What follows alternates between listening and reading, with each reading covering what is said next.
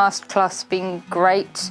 A lot of different people, different nationalities, different dogs, and I think I've learnt a lot, which is what we're all here for. So I'm Hannah, I am from England and I'm an osteopath.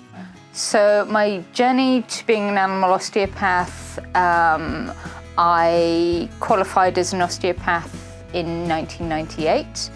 I had always had animals, horses, dogs, cats, and I wanted to help them. And then I started working with Stuart McGregor, and I've been teaching on the course that he teaches in England ever since.